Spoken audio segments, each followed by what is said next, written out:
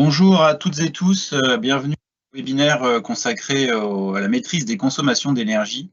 Ce webinaire s'est organisé dans le cadre des Assises de l'énergie que je remercie au passage pour nous avoir donné ce temps de parole.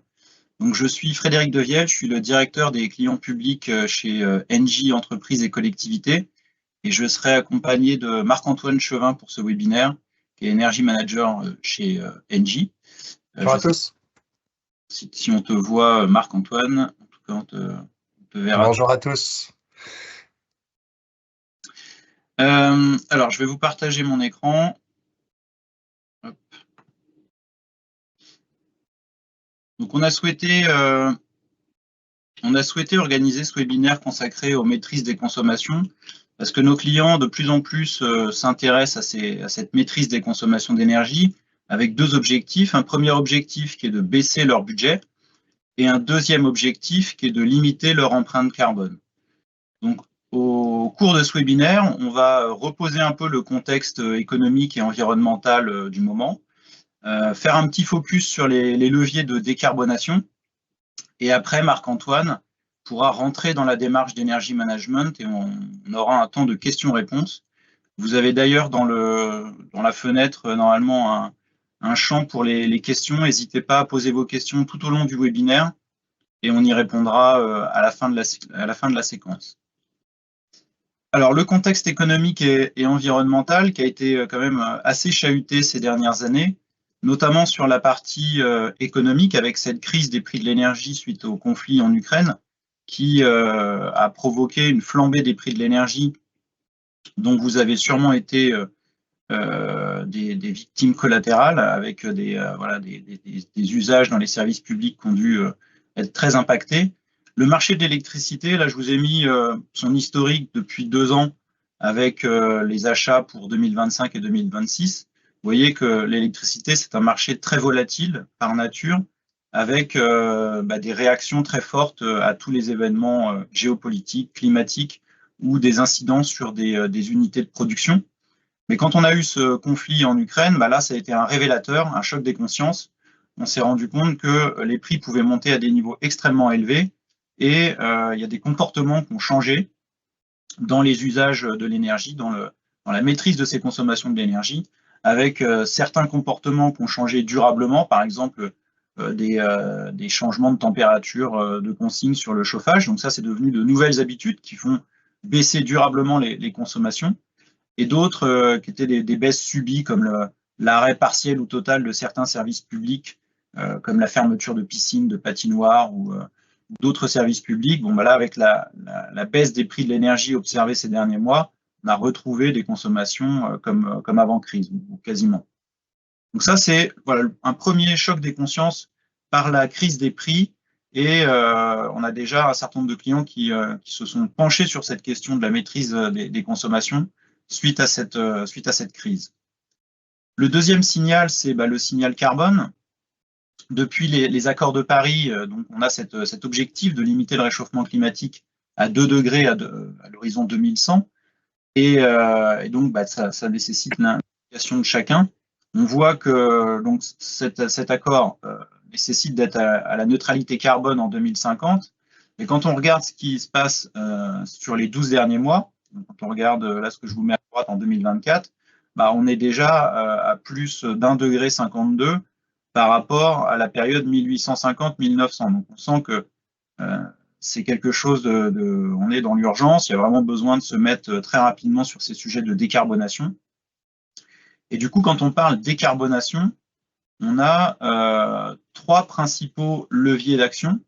On a la sobriété, c'est consommer moins. On a la flexibilité, on y reviendra, c'est une notion peut-être un peu plus difficile à appréhender, c'est le fait de déplacer sa consommation, et puis le fait de verdir ses consommations. Et donc ces 2 derniers thèmes, c'est consommer mieux.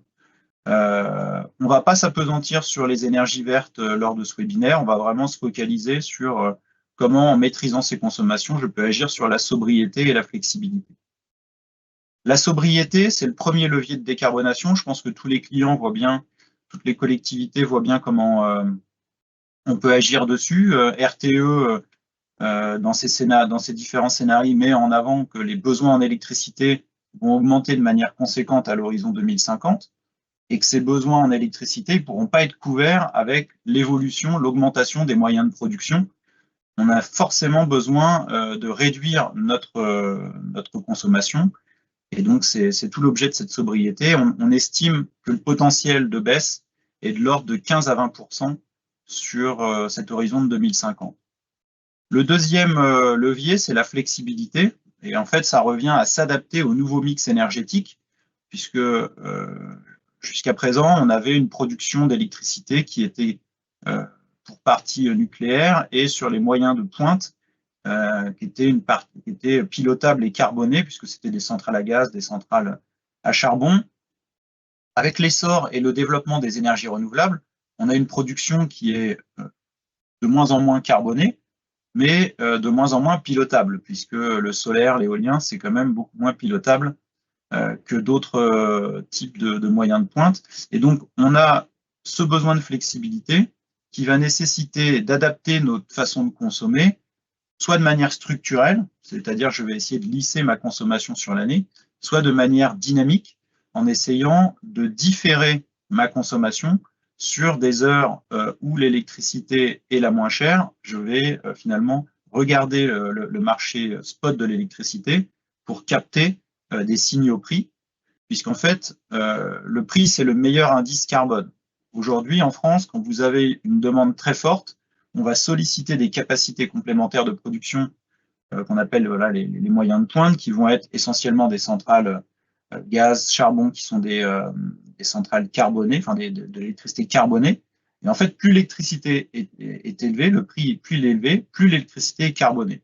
Et en fait, déplacer sa consommation, quand on le peut, on sait que c'est quelque chose de beaucoup plus compliqué à faire, et donc ça, on en a bien conscience, mais quand on peut le faire, et quand on peut déplacer cette consommation vers des heures moins chères, c'est qu'elles sont produites à partir d'énergies moins carbonées. Et donc, en résumé, les heures les plus chères sont les plus carbonées et les heures les moins chères sont les moins carbonées. Donc, il y a un intérêt économique à aller vers ces heures de production.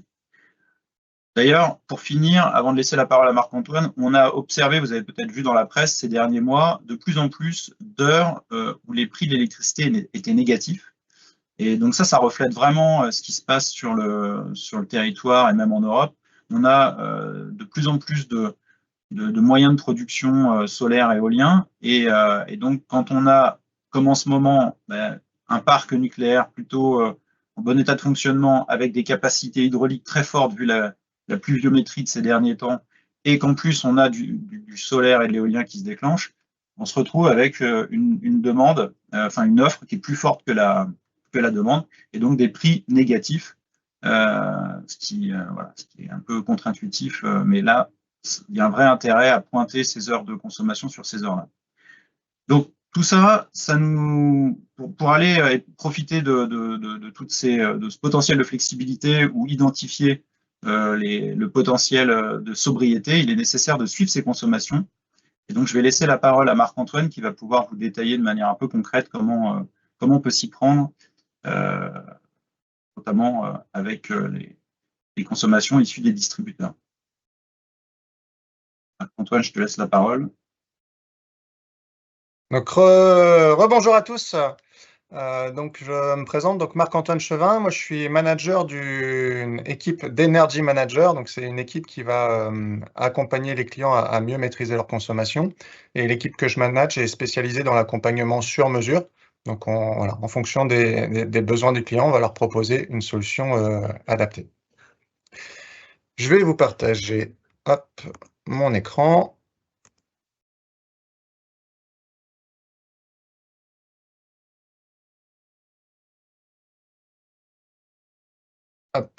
Et donc, comme le disait Bob Person, tout ce qui se mesure s'améliore. Voilà, l'enjeu de maîtriser ses consommations, c'est déjà de les mesurer, de les analyser et naturellement de les baisser, comme le disait tout à l'heure Frédéric, pour consommer moins et consommer mieux. Alors, avant de rentrer plus dans le détail, voilà, je vais commencer par des petits exemples. On est à peu près ensemble pour 25 minutes. Voilà, mon propos va être très illustratif. L'idée, c'est de vous montrer plein d'exemples de comment on peut vous accompagner, qu'est-ce qu'on peut constater sur vos données de consommation et où est-ce qu'on peut dégager des leviers importants d'économie. Alors, consommer moins, combien ça coûte? Alors, voilà, je pense que si vous êtes là, c'est que vous voulez consommer moins et vous avez déjà engagé des démarches où vous allez le faire. Donc, il y a la première logique qui est de réduire.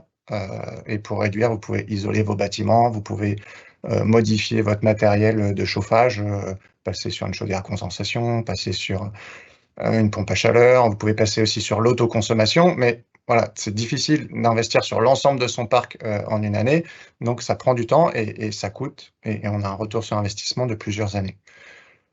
L'autre point pour consommer moins, c'est un peu ce qu'on a connu pendant la crise énergétique, c'était de réduire les consignes, de moins chauffer ou de moins climatiser l'été, et ça coûte, mais ça coûte en termes de confort. Voilà, c'est une autre forme de coût. Et finalement, faire la part des deux, on cherche le meilleur compromis. Et moi, ce que je veux vous montrer aujourd'hui, c'est que, certes, vous allez investir sur certains bâtiments, mais en attendant d'investir sur tous les bâtiments, parce que ça prend du temps et des travaux, il est possible de consommer moins sans impacter le confort. C'est un point important pour moi. Et en plus, en consommant moins, vous allez réduire votre budget énergie et ça va vous donner plus de levier derrière pour continuer à investir dans les équipements qui vous permettront de consommer moins.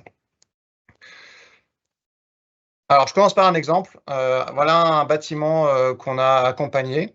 Donc, c'est un bâtiment tertiaire avec une consommation type de bureau. Ça peut être un pôle de santé, par exemple, pour vous, qui est utilisé du lundi au vendredi. Ça peut être une mairie. Et ce qu'on constate dans les chiffres, c'est décembre 2022, on a consommé 14 MWh. Décembre 2023, on est passé à 8. Entre les deux, moins 40%. On n'a pas fait d'investissement, on n'a pas changé les équipements, on a juste mieux utilisé les équipements présents. Et comment on a fait? Je vous l'illustre ici. Donc, c'est ce qu'on appelle la courbe de consommation. À gauche, vous avez tout le mois de décembre 2022. À droite, vous avez le mois de décembre 2023. Et on voit que donc ce qui est représenté, c'est la consommation horaire. Donc, il y a toutes les heures, combien on a consommé. Et on voit que les deux courbes n'ont pas du tout le même profil. Alors, le maximum, c'est à peu près le même. On voit qu'on arrive à 40 kWh, notamment lors des pics de froid. Par contre, on voit qu'à gauche, on a une courbe pleine, et à droite, on a une courbe où on voit des paquets de 5 pics qui sont les 5 jours de la semaine sur lesquels on consomme plus parce qu'on va chauffer à la température souhaitée. Mais dès que le bâtiment va plus être occupé, on va baisser la consigne de température et donc réduire les pertes de chaleur. Alors qu'auparavant, on avait une consigne de température constante et on chauffait tout le temps. On chauffait les week-ends pendant les... Voilà, on voit une semaine de vagues de froid ici. Voilà, on a chauffé le week-end alors qu'il fait froid. Et tout ça, ça augmente. On consomme peut-être un peu trop, finalement. On gaspille peut-être. Et l'un dans l'autre, on fait du moins 40%. Voilà, quand vous faites des isolations, des travaux d'isolation par extérieur, la promesse de baisse, c'est moins 30, moins 40%. Là, en travaillant sur les équipements, les consignes de température, on arrive à atteindre à peu près le même objectif. Les deux étant complémentaires, même si vous avez un bâtiment isolé, ça vaut le coup de ne pas chauffer quand c'est pas utile.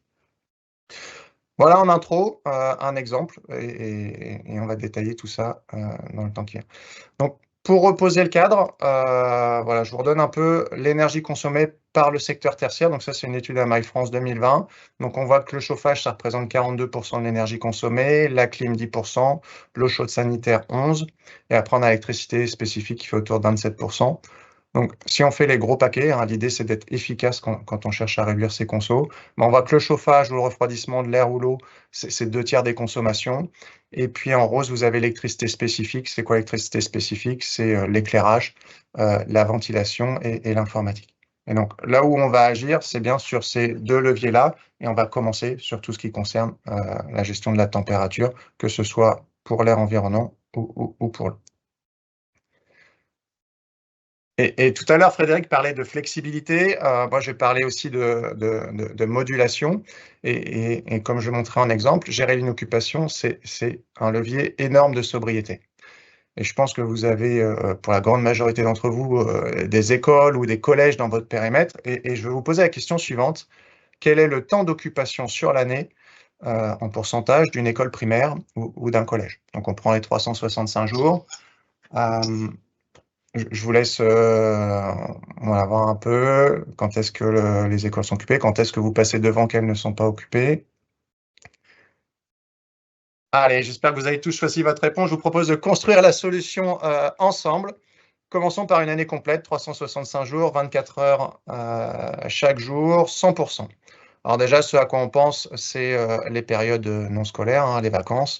Quand on les regroupe et qu'on rajoute les jours fériés, on arrive globalement à 19 semaines. Donc il en reste 33 qui sont des périodes scolaires. Donc quand je multiplie 33, 52e, on arrive à 60, le 100% passe à 63%. Juste pour info, je profite d'une digression, hein, une semaine de chauffage en hiver, principalement en décembre ou en février, quand il fait froid, ça représente 5% de votre chauffage de l'année. Donc, comme vous avez 4 semaines de congé sur ces périodes-là, à Noël ou les vacances d'hiver, ça fait 20% de la consommation de chauffage qui a lieu pendant ces 4 semaines de vacances, ce qui est juste voilà, assez important en termes de levier. Je reviens sur l'inoccupation dans les écoles primaires collèges. Alors, on sait aussi que l'école n'est pas ouverte 7 jours sur 7. Et donc, on a les samedis, dimanches qui ne sont pas occupés. Les mercredis, des fois, il y a mercredi matin qui est travaillé. Donc, voilà, je suis parti sur cette hypothèse-là. Donc là, pareil, hein, si on prend 4,5 jours sur 7 d'occupation, je multiplie mes 63% par ce ratio-là, on tombe à 40%. Et dernier point, on sait que les enfants ne sont pas à l'école de 24 heures sur 24. Donc, si on part du principe qu'on est occupé en journée, 7h, 19h, hein, le temps, parce qu'il y a aussi les professeurs qui sont là, ça fait à peu près 12 heures, la moitié de la journée. Donc, le 40%, je multiplie par la moitié, on tombe à 20%.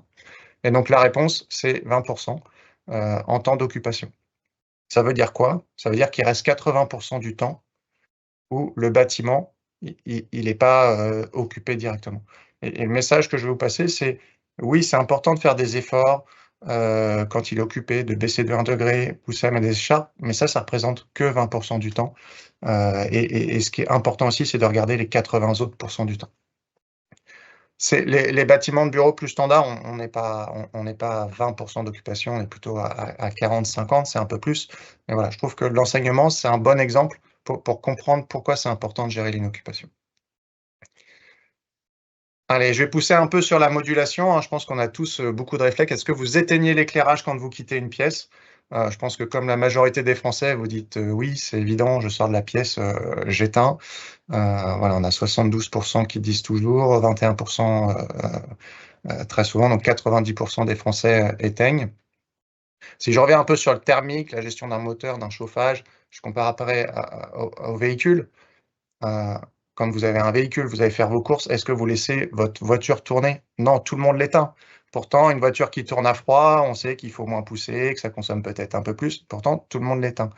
Et là, j'ai envie de vous poser la question, et votre chauffage, est-ce que quand vous sortez de chez vous, vous le réduisez? Nous, ce qu'on a pu constater auprès des clients qu'on accompagne, c'est que très souvent, ce n'est pas le cas. Et la question, c'est de se dire pourquoi. Pourquoi on éteint la lumière? Pourquoi on coupe le moteur d'une voiture? Et pourquoi on ne réduit pas son chauffage? Je ne dis pas de l'éteindre complètement, parce que voilà, si ça tombe trop froid, on peut avoir des enjeux d'humidité, mais rien que le réduire de quelques degrés, pourquoi on ne le fait pas? Et moi, je pense qu'on a un biais qui est important à avoir conscience, c'est que si on ne le voit pas, si on ne l'entend pas, ou si les autres ne peuvent pas nous dire « mais pourquoi tu n'as pas éteint l'éclairage, etc. », ben finalement, on passe à autre chose, on passe dans une autre action, et on n'a pas ce retour, on n'a pas cette visualisation de ce qu'est le chauffage, et je pense que c'est en partie pour ça qu'il n'y a pas d'action. Et là, c'est là où pour moi l'energy management est hyper intéressant, c'est qu'il va vous donner les yeux, et nous, on va vous mettre en page vos consommations quand vous êtes là et quand vous n'êtes pas là, pour vous permettre de le visualiser, d'agir, et si vous agissez, vous mettez en place des actions, bah, vous aurez ce retour voilà, périodique qui dit oui, j'agis, etc. Et du coup, ça sera plus facile, ça va simplifier l'interprétation des consommations, et après, vous allez réduire votre conso, réduire vos émissions de carbone, réduire votre budget.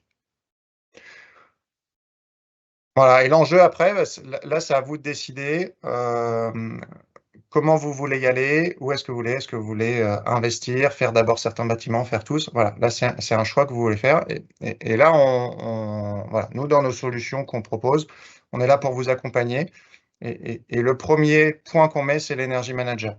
Dans les équipes, nous, on veut être présent, on veut vous accompagner dans la démarche. Ce qui est important, c'est de décider comment vous voulez fonctionner, quelle est votre organisation, quel est le meilleur schéma qui est adapté pour que vous puissiez réaliser les actions qui vont vous permettre de consommer moins.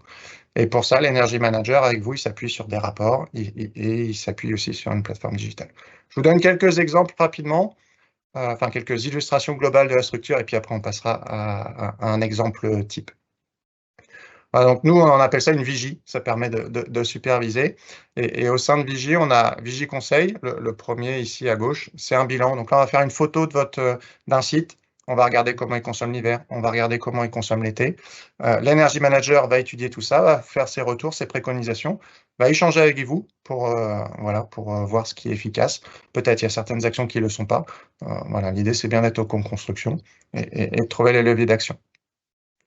Ce qui est important aussi, et Vigie Conseil, il est en deux parties, c'est la partie que vous avez en deuxième, c'est le comparatif. Très souvent, vous avez beaucoup de sites, des dizaines de sites, peut-être des centaines de sites pour certains d'entre vous, et la question est de se dire, mais par où on commence?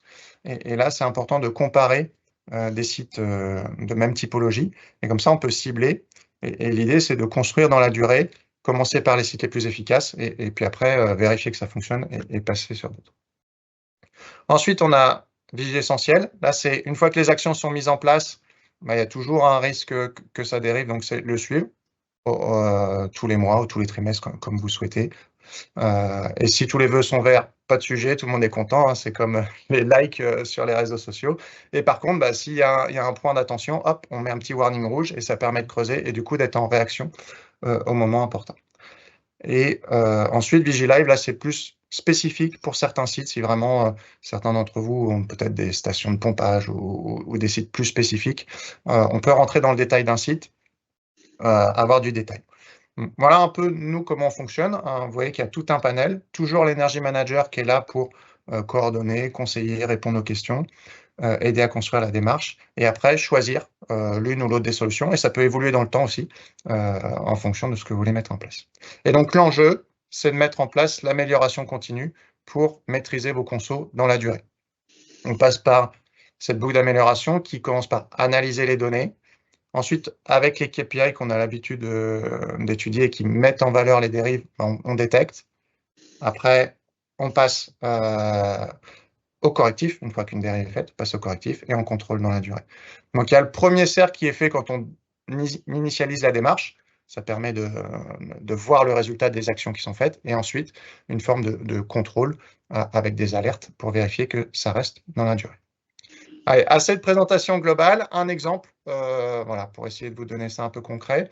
Ici, un client qu'on a accompagné, donc on a 26 sites.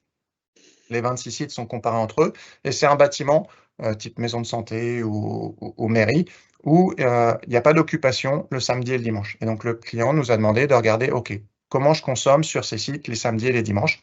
Donc, vous avez en violet clair les consommations des samedis par rapport aux consommations du lundi au vendredi, et puis en violet foncé, les consommations du dimanche par rapport aux jours de la semaine également. Et donc, ce qu'on voit, la première chose qu'on voit, c'est que, suivant les sites, c'est très différent. Pourtant, c'est toujours le même type de site. Et donc, on va voir en haut les sites où il n'y a pas de réduit de week-end. Globalement, quand on a moins 10%, c'est les usages spécifiques qui font la baisse. Donc, on peut dire qu'il n'y a pas vraiment de gestion de consignes de chauffage. Et dans le cas là, il y en a quand même beaucoup. Il y a des clients qui, quand ils ont déjà mis en marche la démarche, voilà, il y a peut-être 20% des sites qui le font, et souvent c'est justifié. Quand on initialise la démarche, on voit que le gros paquet, la grosse volumétrie, c'est plutôt des sites qui n'ont pas mis en place de réduit. Ensuite, on a des sites intermédiaires, on voit qu'on a un peu de réduit, mais peut-être on peut aller en chercher un peu plus. Et puis ensuite, on voit des sites avec des réduits importants. Ce qui est intéressant de comparer, c'est souvent on dit oui, je ne peux pas faire plus, etc. Voilà, on essaye de comprendre et on voit que sur certains sites, on arrive à baisser. Et là, en ayant au sein d'un panel, d'un même portefeuille, des sites pour lesquels il y a une forte baisse et pas d'autres, ça permet de poser les questions et ensuite de mettre en place les actions sur les sites pour lesquels ça n'a pas déjà été mis en œuvre.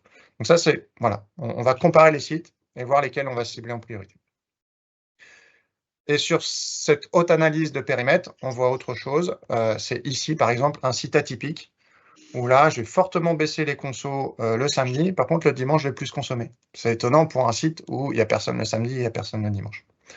Donc voilà, dans ce cas-là, c'est là où on va rentrer dans le détail. On va analyser que quelques sites. On ne va pas analyser en détail tous les sites, quelques-uns, ceux qu'on choisit ensemble. Et on va regarder, donc là j'ai pris le site atypique que je vous ai évoqué et je vous montre un peu comment on fonctionne. Donc là on va regarder les consos sur une année complète. En bleu foncé, vous avez les consos de cette année. En gris, l'année d'avant. Ce qu'on voit, c'est qu'en bleu foncé, l'air est pleine, alors qu'en gris, il y a des pics et l'année d'avant, ça baissait. Et ça, c'était les week-ends où il y avait des consos. Donc tiens, on se dit, il y a certainement un sujet le week-end. Et le bâtiment, je vous rappelle, ici, il était plutôt dans ceux où il n'y a pas de réduit de week-end actuellement. Quand on passe ici, on voit que, tiens, c'est possible. Donc certainement que le matériel le permet. Ensuite, on va regarder les consommations de nuit. Je vous ai parlé tout à l'heure dans le cas de l'école, les élèves ne travaillent pas la nuit, mais aussi dans les bâtiments, souvent, ils ne sont pas utilisés la nuit. Et ce qu'on voit, c'est que la consommation de 22h à 6h, à partir du mois de novembre, elle se met à multiplier par 3, voire par 4 parfois, voire jusqu'à 60 ici kWh. C'est juste énorme. Donc, on sent qu'il y a un dysfonctionnement en lien avec la période de chauffe. Ensuite, on va illustrer, voir un petit peu comment le bâtiment fonctionne sur les jours de la semaine. En gris, ici, vous avez l'année d'avant. On voyait que samedi, dimanche, il y avait une forte baisse par rapport au reste de la semaine. On est presque à une baisse de x3, donc les moins 50, moins 60% qu'on voyait tout à l'heure, ça fonctionnait déjà pour ce site-là l'année d'avant, mais cette année, c'est plus le cas. Donc, on a un sujet de gestion de température les samedis, dimanches. Et pour continuer à creuser, grâce aux données de vos compteurs communicants, on a les données horaires, voire même parfois 10 minutes. On peut regarder les profils quotidiens. Et là, on voit, par exemple ici en rose clair, là, le samedi, que la gestion de la consigne de température permet de très fortement baisser. Donc, c'est possible. L'équipement sur site le permet. Mais quand on passe au dimanche, on se remet à chauffer et à consommer beaucoup. Et tous les autres jours, on voit que ça oscille comme ça, alors que le bâtiment est seulement occupé de 8h à 17h. Donc là, on a un véritable sujet de se dire, OK, il faut intervenir sur site et revoir les consignes pour aller faire des économies. Ce qu'on attend de voir à la cible, je ne l'ai pas illustré ici, mais globalement, sur tous les jours, on a le plateau ici qui est les consommations minimales. Quand on a un plateau comme ça le matin, il faut redémarrer le chauffage un petit peu avant l'arrivée des occupants pour qu'on puisse être à la température de confort. Donc vers 4-5 heures, ça se remet à consommer. Ça fait un créneau et on redescend vers 17-18 heures. L'inertie du bâtiment permet de garder la chaleur avec plat. Donc les jours de la semaine, on va avoir un créneau. Et les jours de week-end, ce qu'on cherche, c'est d'avoir un plateau qui reste en bas, qui correspond à une non-occupation de site. Voilà pour cet exemple-là qui était atypique, où clairement, là, une intervention est nécessaire pour consommer moins. Autre exemple de ce qu'on peut faire, et ça sera mon dernier exemple pour ce matin. Donc là, c'était un site sur lequel les actions avaient été mises en place, et en faisant un suivi périodique, on a constaté une hausse de consommation. Donc c'est en bleu ici, là, sur tous les mois d'hiver. Donc on a un profil classique de chauffage. Ici, ce sont des consommations de gaz. Le client consomme plus l'hiver. Et puis ensuite, on a un palier ici qui correspond à l'eau chaude sanitaire. On voit que le client a fait des efforts au mois d'octobre à repousser son démarrage de chauffage pour faire des économies.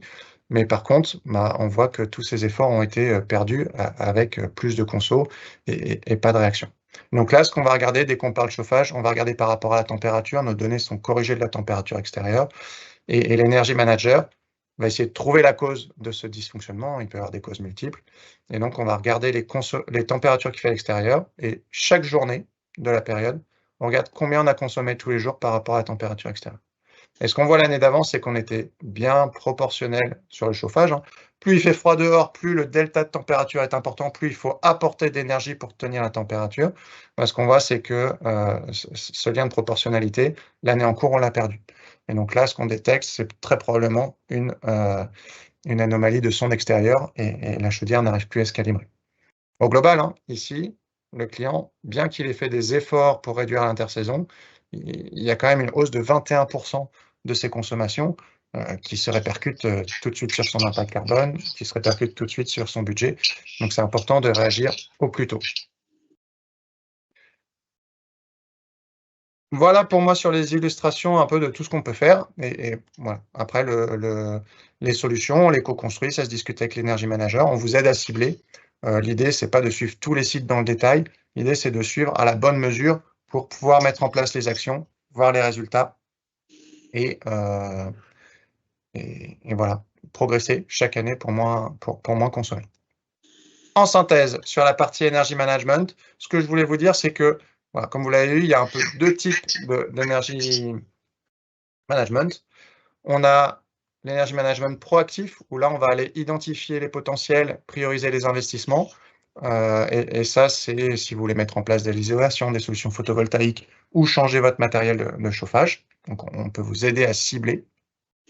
Et puis, une fois que vous avez fait ces investissements, ou si vous n'avez pas encore eu le temps de le faire parce que vous avez étalé votre plan sur plusieurs années, ce qui est important aussi, et c'est complémentaire, c'est d'utiliser efficacement l'énergie dans votre bâtiment et ça, le suivre. Comme je disais tout à l'heure, l'énergie management, les rapports vous permettent de le voir, de le mesurer et à partir du moment où ça le mesure, comme je disais en intro, bah, ça va réduire.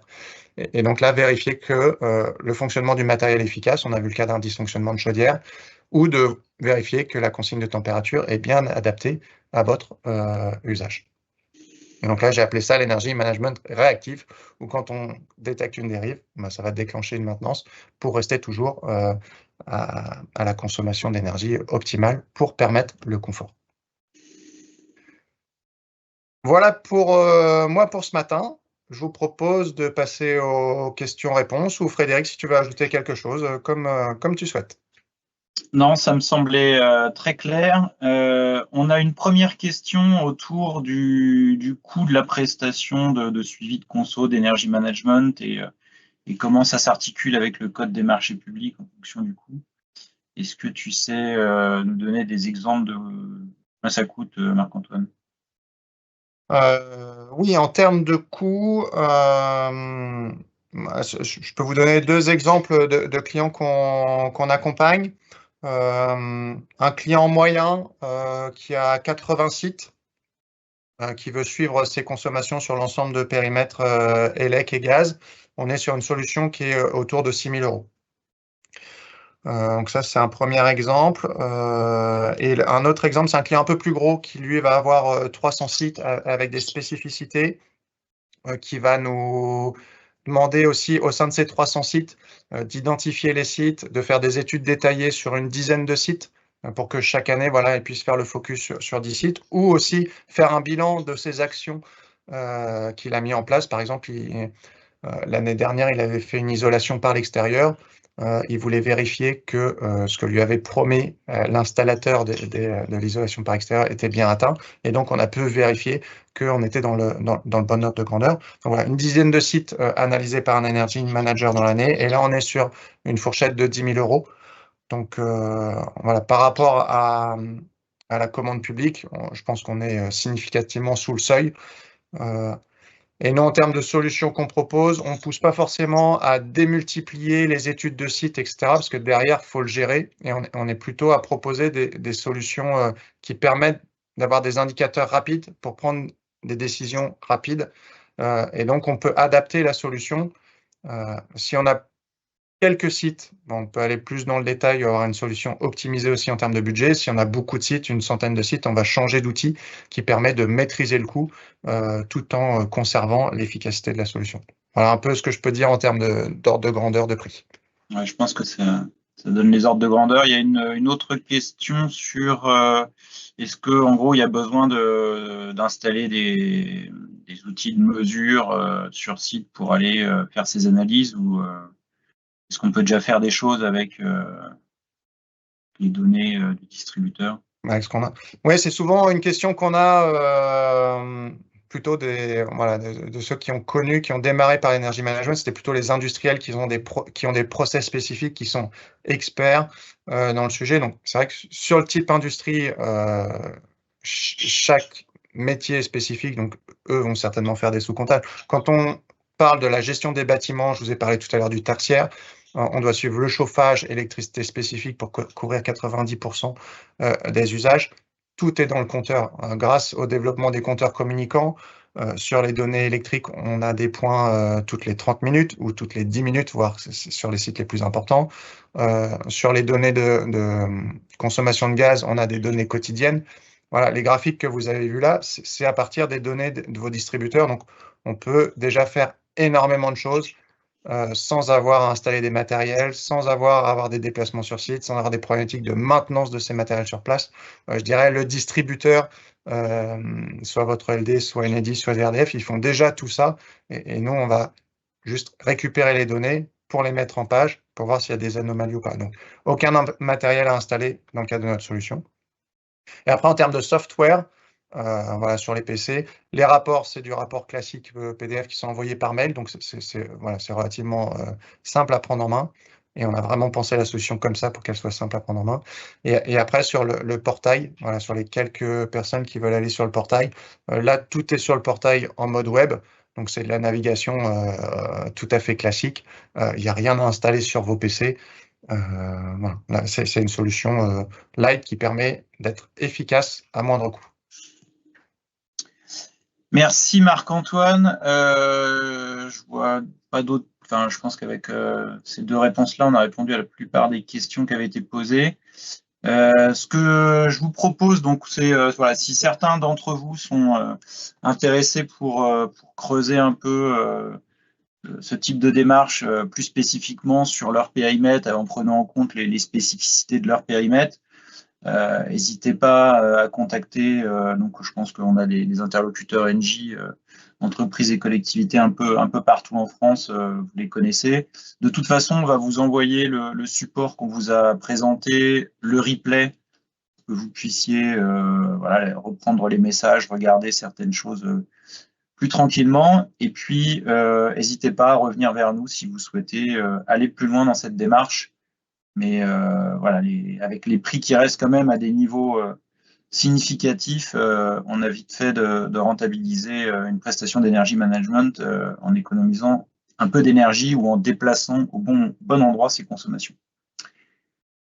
Merci Marc-Antoine encore une fois. J'espère que ces éléments vous auront éclairé et puis n'hésitez pas à revenir vers nous pour prolonger les discussions. Une bonne fin de journée. Au revoir. Bonne journée à tous. Au revoir.